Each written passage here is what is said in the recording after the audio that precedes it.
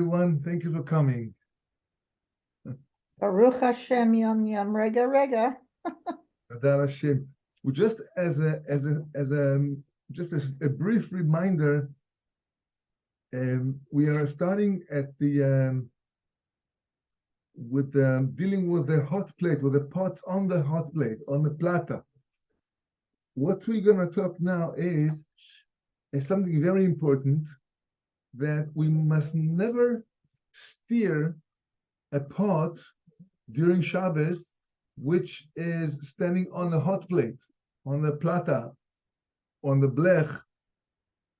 Because by stirring any kind of a dish, even if it's a well-cooked dish already, we are kind of adding to it, and we can't eat it later on after that during Shabbos, only after Shabbos. If you want to take something, let's say it's nighttime, and we want to take something from the pot, but we want to save the pot for tomorrow's lunch, and we want to take portion of food from the pot. As I said, we can never we should not just open the lid and take some food from the pot while standing on the hot plate. We have to take it off the hot plate and keep 4 conditions in order to bring it back later to the hot plate. So the first condition is we have to have in our mind intention to put it back after we are taking it off the hot plate. You have to have an intention, kavanah, for that. And when we take it off the hot plate, in order to take some food out of it, so we should always keep our hand holding the pot in the handle. Don't lose don't lose the grasp on the pot, because then you can't put it back on the hot plate again. So you have to have intention to put it back. You have to hold it in your hands while it's off the hot plate. You must not leave it on the ground or on a chair, only on the kitchen counter. So holding it in the hand, have in mind you want to put it back. Shouldn't put it on the floor, and it has to be hot. When you put it back to the hot plate, it has to be hot enough as 158 Fahrenheit, between 104 or 158 Fahrenheit. And then you can just take it off the hot plate, take whatever you want from it, and then cover it back and bring it back to the hot plate. There is okay, that's it for now. Beautiful. During Shabbos, very important that we should always be joyful during Shabbos. Very, very joyful, very happy. What happens if I just got into Shabbos and it happens that something happened in the house Friday afternoon, either a disagreement, wouldn't say a fight, just something unpleasant, somebody bothered you, or you're really troubled financially, emotionally, physically, medically, whatever it is through the weekdays, and here comes Shabbos, and you want to give Hashem the best of yourself, and you just can't. You're so upset, so bothered. We're going to see how should we conduct these types of Shabbosim. God forbid we should not have them. But it happens, and we have to be ready for that. I don't think there's anyone in the world who were dismissed from having this incident every now and again, or not so often. I remember Rav Koenig Zecher Tzadik Livracha. A friend of mine was Friday afternoon. He had a horrible fight with his wife. Friday, Erev Shabbos. Erev Shabbos, and he just left the house.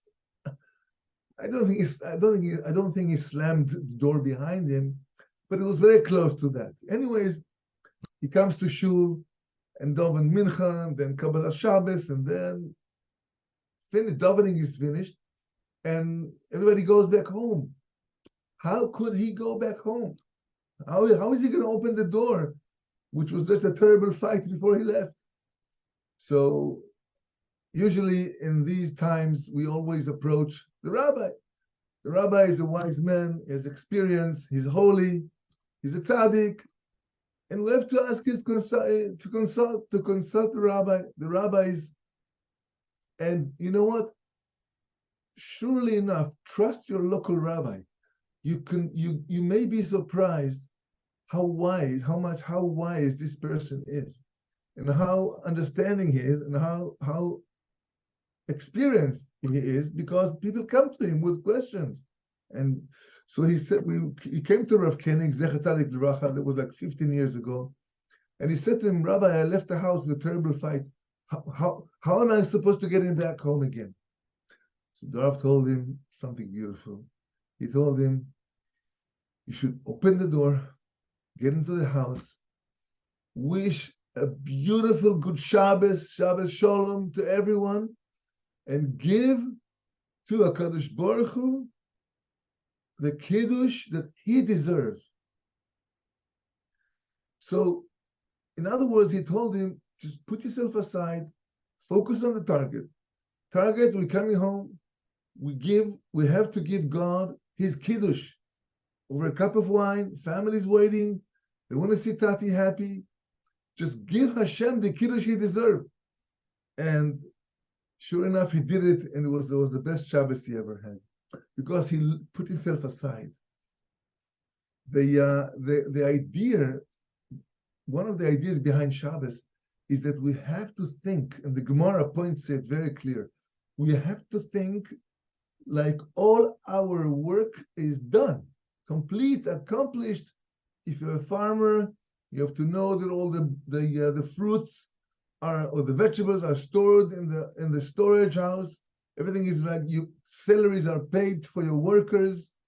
Bank account is overflowing, no shortage. All business transactions have been solved and finished and done to your favor, right? And that's how we should get into Shabbos Kodesh.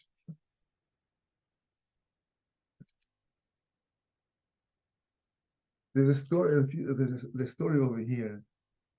Okay, one of the few things I'm going to write from another book. I'm going to read from another book over here. It says Yismechu ve'malchuscha. Talks about Shabbos stories, insights. Beautiful, from Rabbi Shlomo Tsfat. So he brings here that one of the main things person have to remember during Shabbos is not to worry at all from his activity and his mundane work. He has to think during Shabbos like all his activities and business are done and completed. This is the most great pleasure. There's no greater pleasure than this. And only by that, only with this, a person can rejoice and be happy during Shabbos. We learned this from a pasuk. The pasuk says, 6 days you shall work. Yeah, 6 days you shall work, and you should do all your work. You should do all your business. And Shabbos is for your God. You shouldn't do any activity during Shabbos. So the question goes, the Torah says 6 days you should work and accomplish all your work. Can a person accomplish all his work in his life in 6 days? Not possible. So our sages are teaching us that we have to think like we did all our work already. Everything is concluded and we're done. It's set. Beautiful, amazing. This Shabbos is done. The Gemara has a story, beautiful story, that he was walking in his field during Shabbos, and he saw like a hole in his wall, in his brick, in his fence. Right, there was a hole in the fence, and he says, "Oh, no good. I have to somehow take care of this hole in the fence, because people can come and steal from my field, or animals will come into my field, and I have to make sure Motzei Shabbos, I'm going to come here and take care of that hole in the fence. And he says, "Oy vey, it's Shabbos today. How could I think? How could it be that I thought about doing an activity during Shabbos? No, not me. I'm a chassid, and I'm gonna make a decision right now. I am never gonna take care of this hole. I'm gonna leave it open, because I had a thought to take care of it right after Shabbos, but the thought came in during Shabbos. So he says, I'm not going to take care of it. So Hashem saw that he was a tzaddik, and he never wanted to break Shabbos even with his thoughts. So he made a miracle. Hashem made a miracle to that person, and a bush, a very expensive bush that gives beautiful and expensive fruits, it miraculously grew up in that place where the hole was in the fence. And from this bush, who produced very, very exclusive fruits, this chassid was able to have nourishment and parnasa all his life. So this tzaddik was Rabbi Yehuda Bar Ilai, was a sage in times of the Tanoim, and we see that it's worthwhile to take care of Shabbos, even in your thoughts, even in our thoughts. The rest we're required to do during Shabbos is Shabbos Shabboson, right? Shabbat Shabbaton. The Torah says 6 days you're going to do your work, and on your seventh day on Shabbat, it's going to be Shabbat Shabbaton. Shabbos upon Shabbos, Kodesh Lashem. Everyone who's going to do any activity during Shabbos, his penalty is to put to death. If he qualified to the conditions, then so Shabbos is a resting, permanent rest, not even a temporary rest. It's a permanent, all the way through. And because Hashem rested on Shabbos, we're saying, right? V'shamru bnei Yisrael et Shabbat.